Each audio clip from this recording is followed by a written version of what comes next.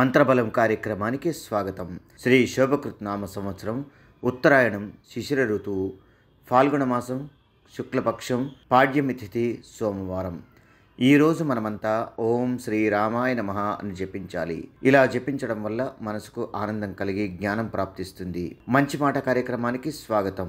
బతికితే రాజులా బతకాలి, భిక్షకుడిలా కాదు అని ఒక మాట ఉంది. అంటే మహారాజు అందరినీ బతికించేవాడు, భిక్షకుడు తన వరకు మాత్రమే తను బతికేవాడు. అయితే మహారాజు తన రాజ్యంలో ఎవరైనా తప్పు చేస్తే కోప్పడతాడు, దండిస్తాడు. అంత మాత్రాన వారిపై పగ ప్రతీకారాలు ఉన్నట్టు కాదు. కానీ ఇక్కడ ఓ విషయాన్ని గమనించాలి. తన కోపమే తన శత్రువు అన్నది మనందరికీ తెలిసిందే. మన కోపం మనకే హాని కలిగిస్తుంది. కొందరు ఇతరులు ఏం చేస్తున్నారన్న విషయాలపైనే దృష్టి సారించి తమ అభివృద్ధి గురించి మరచిపోతారు. ఇదే వారిని పతనావస్థకు తీసుకెళ్తుంది. మనకు ఎదురయ్యే సంఘటనల్ని మనం ఎలా తీసుకుంటామన్నదే ముఖ్యమైన అంశం.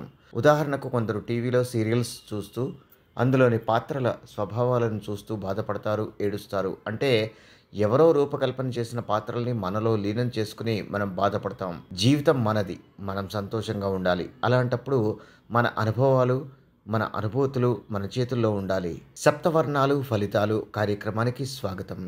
వారానికి 7 రోజులు, వర్ణాలు కూడా 7. అయితే 7 రోజుల్లో ఏ రోజు ఏ వర్ణాన్ని వినియోగించాలి అనే అంశాన్ని ఒకసారి పరిశీలిద్దాం. ఆదివారం రోజున ఎరుపు, గులాబీ, ఆకుపచ్చ వర్ణాలని వినియోగించడం వల్ల మన ఆరా ఎనర్జీ అనేది పెరుగుతుంది. అలాగే సోమవారం నాడు తెలుపు, గులాబీ వర్ణాలని వినియోగించాలి. సోమవారం రోజున స్కై బ్లూ కలర్ని కూడా యూజ్ చేయవచ్చు. మంగళవారం నాడు ఎరుపు, పసుపు, తెలుపు రంగులను వాడవచ్చు. ఇక బుధవారం రోజున ఆకుపచ్చ, తెలుపు, ఎరుపు వర్ణాలని వినియోగించవచ్చు. గురువారం పసుపు రంగు, తెలుపు, గులాబీ రంగుల వస్త్రాలని ధరించడం శుభప్రదం. శుక్రవారం నాడు తెలుపు, గులాబీ వర్ణాలు ఎంతో మంచివి.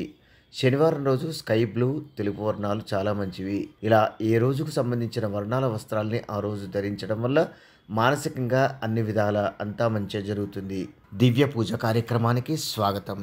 ఈరోజు ఉదయాన్నే మహాలక్ష్మి విగ్రహాన్ని కానీ ఫోటోని కానీ పసుపు, కుంకుమ, గంధం, అక్షతలతో అలంకరించి కనకధార స్తోత్రాన్ని కానీ లక్ష్మీ అష్టకాన్ని కానీ పఠించాలి. 108 తామర గింజలతో అమ్మవారిని పూజించాలి. ఒక చెంబులో నీళ్లు పోసి ఒక పువ్వు వేసి అమ్మవారిని స్మరిస్తూ తులసి చెట్టుకు పోయాలి. ఇలా ఆచరించినట్టయితే ఆర్థిక సమస్యలు పరిష్కారం అవడంతో పాటు చేసే పనుల్లో విజయం కలుగుతుంది. ఆయుర్క్షేమం కార్యక్రమానికి స్వాగతం. గులాబీ రెక్కల చూర్ణంలో రోజ్ వాటర్ని, బెల్లం, పాలని వేసి బాగా కలపాలి. ఆ మిశ్రమాన్ని ముఖానికి పట్టించి 20 నిమిషాల తర్వాత ముఖాన్ని శుభ్రపరచుకోవాలి. ఇలా చేయడం వల్ల చర్మంపై ఉన్న ముడతలు మటుమాయమవుతాయి. అంతేగాక చర్మం కాంతివంతంగా తయారవుతుంది. యోగం క్షేమం కార్యక్రమానికి స్వాగతం. ఈరోజు సాయంత్రం కుడి చేతిలో ₹1 నాణ్యాన్ని, నల్ల నువ్వులను పట్టుకుని శనైశ్చర వజ్రకవచ స్తోత్రాన్ని పఠించాలి. లేదా ఓం శనైశ్చరాయ నమః అని 9 సార్లు కానీ 108 సార్లు కానీ జపించాలి. నల్ల నువ్వులతో మన తలపై నుండి దిష్టి తీసుకుని ఏదైనా చెట్టు మొదట్లో వేసేయాలి. ₹1 నాణ్యాన్ని తులసి చెట్టు మొదట్లో వేయాలి. లేదా సాయంత్రం ఏదైనా దేవాలయానికి వెళ్తే అక్కడ హుండీలో వేయాలి.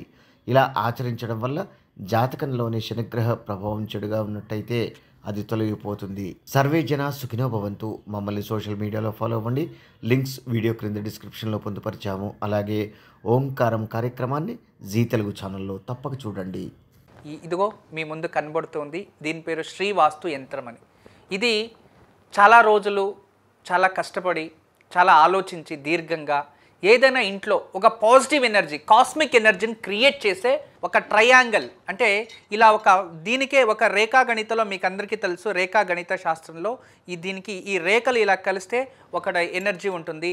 తర్వాత ఇలాంటి రేఖ చూసుకోండి, ఇది ఒక రేఖ మనకి ట్రయాంగిల్ షేప్లో ఉంది. చూడండి, ఇదే ట్రయాంగిల్ని ఇలా కలిపితే చూసారా, ఇలా ట్రయాంగిల్ని 2 కలిపేస్తే ఒక చక్రంగా మారింది. ఇప్పుడే కానీ వీధిపోటు ఇలాంటిది ఏదైనా ఉన్నప్పుడు ఇక నుండి ఆ వీధిపోటుకి ఆపోజిట్ మనకి ఏదైతే ఉంటుందో కాంపౌండ్ వాల్ కావచ్చు, ఇంటి గోడ కావచ్చు, అది వీధిపోటు అనేది తూర్పు ఉండొచ్చు, లేదు అంటే దక్షిణం ఉండొచ్చు, పరమట ఉండొచ్చు, ఉత్తరం ఉండొచ్చు, ఏ కార్నర్లో అయినా సరే ఆ ఒక వీధిపోటుకి ఆపోజిట్ మనం ఒక ఇంటికి మేక కొట్టి, ఆ కాంపౌండ్ కానీ ఇంటికి కానీ మేక కొట్టి దీన్ని తగిలించాలి. అంతే, దీన్ని తగిలించేస్తే చాలు.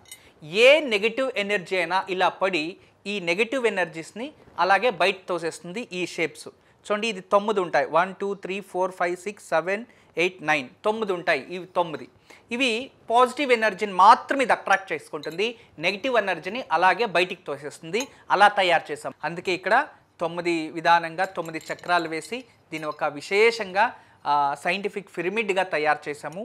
అందుకే దీన్ని జస్ట్ మన ఇంట్లో మేకు కొట్టి తగిలిస్తే చాలు, ఇంట్లో ఎటువంటి దోషం ఉన్నా దూరం అయిపోతుంది. మీ ఇంట్లో ఎటువంటి వాస్తు దోషం ఉంది అని ఎవరైనా చెప్తే ఇక భయపడకండి. వాస్తు దోషం ఉంది అని ఎవరు చెప్పినా భయపడాల్సిన అవసరం లేదు. వాస్తు దోషం ఉంది అని ఇల్లు ఖాళీ చేసే అవసరం లేదు. వాస్తు దోషం ఉంది అని ఒక కాంపౌండ్ కొట్టేది, దబ్బేయడము, ఇల్లు దబ్బేయడం అలాంటిది అవసరం లేదు. ఎక్కడైతే వాస్తు దోషం ఉంది, ఏ గోడకు వాస్తు దోషం ఉంది, ఏ వీధి పోటుకి వాస్తు దోషం ఉందో అక్కడ మేకు కొట్టి దీన్ని ఒకటి తగిలించండి. ఇది ఒక పాజిటివ్ ఎనర్జీ క్రియేట్ చేసే అద్భుతమైన శ్రీవాస్తు యంత్రం.